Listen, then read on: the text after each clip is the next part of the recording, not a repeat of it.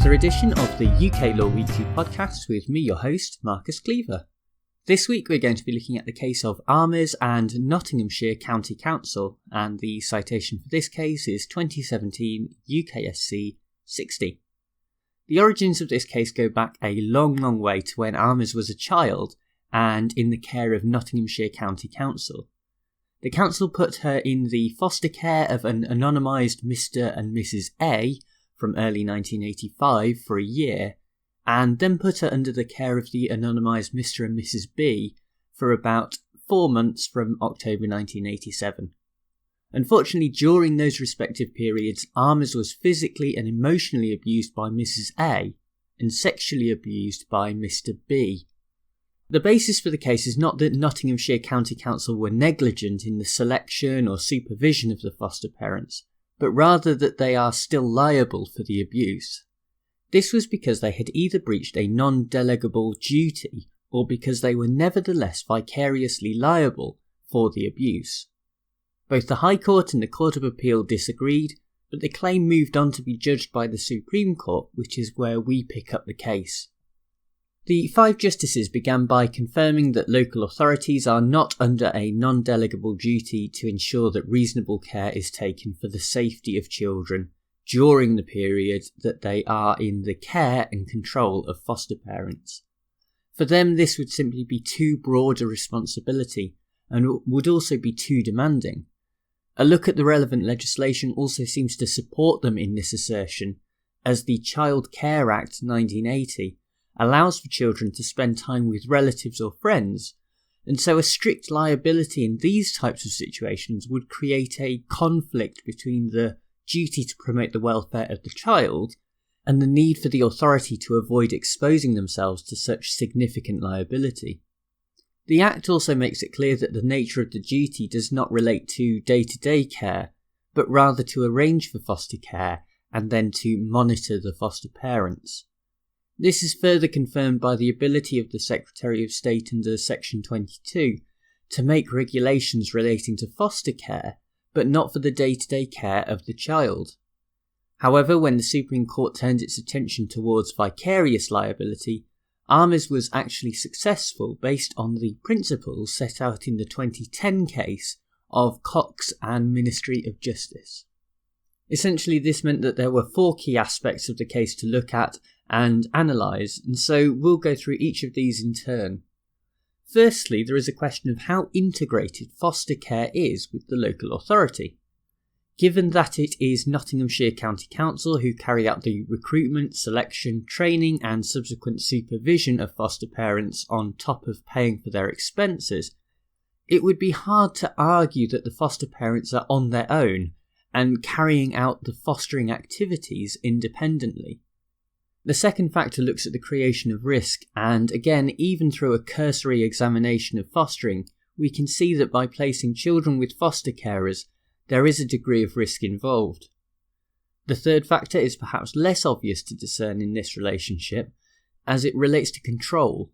While the authority does exercise control over the foster parents with respect to approval, supervision and inspection, etc., the Supreme Court noted that in order to establish vicarious liability, there is not a need for close micromanagement of their activities. Finally, the court are also obliged to take into account the ability to pay damages, and here local authorities are clearly in a much better financial position to pay out compensation. Taking all of this into account, the court concluded that vicarious liability should be imposed, but it is important to note that one of the judges did disagree and gave a dissenting judgment. Lord Hughes argued that the decision would mean that vicarious liability will also now apply to placements of children with relatives and friends of the family, such that local authorities will be less inclined to actually make those types of placements that currently offer a great source of stability for many children. Furthermore, it was argued that the judgment of the majority had the potential to create a great deal of problematic litigation in the family courts. I'm not sure that that alone is a good enough reason to deny the duty of the authority in this instance. There are a lot of areas where the imposition of liability can lead to unwanted or messy litigation, but that does not mean that the issue should be ignored. Armers suffered a great deal during her childhood, and that is not something that should be easily dismissed. The other justices who formed the majority also took the opportunity to respond to Lord Hughes's other criticism, and noted that the judgment would not lead to the imposition of liability when a child is placed under the care of her own parents. The decision also relates to the law as it stood in the 1980s and not the present regime surrounding foster care, and they also noted that the court remained aware of the need not to be overly prescriptive when it comes to issues surrounding family law. Those responses are fine, but I'm not convinced that they really get to the heart of the criticism Lord Hughes was trying to elucidate.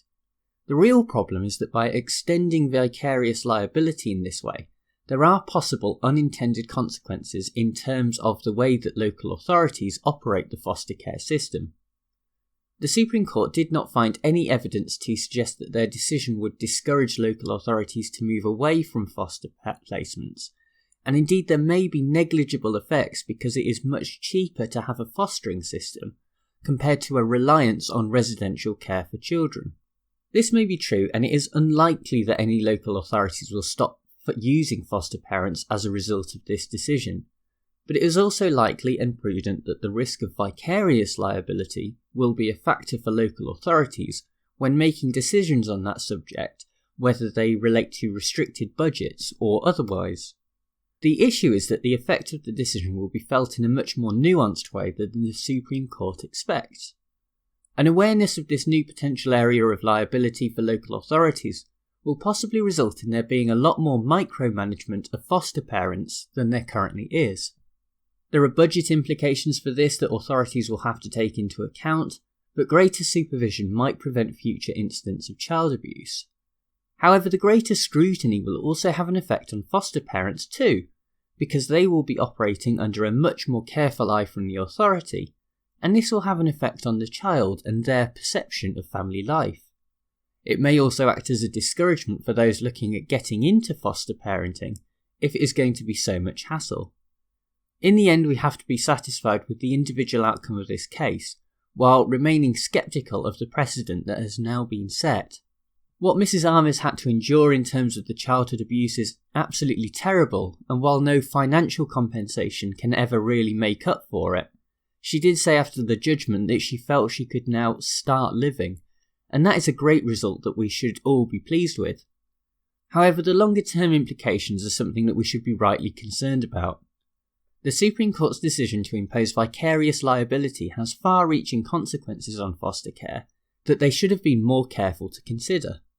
Contemplating the effect on family life for those who have often had it denied to them should be at the forefront of their mind, and the only hope now is that local authorities do not make any rash decisions and continue to understand the huge benefits that foster care can have on a child in the majority of situations. Well, thank you very much for tuning into this episode of the UK Law Weekly podcast, and thanks as ever to bensound.com who provide the theme music. If you do enjoy the podcast, remember to leave a rating and a review on iTunes, as that really helps us out. A couple of people who have recently left reviews are SH Mac and also Anit Narolf, probably pronouncing that horribly, but never mind. Thanks to both of you. Also remember you can check out the website at uklawweekly.com where you can find past episodes. Right, I'll be back next week with another case to look at, but in the meantime, bye!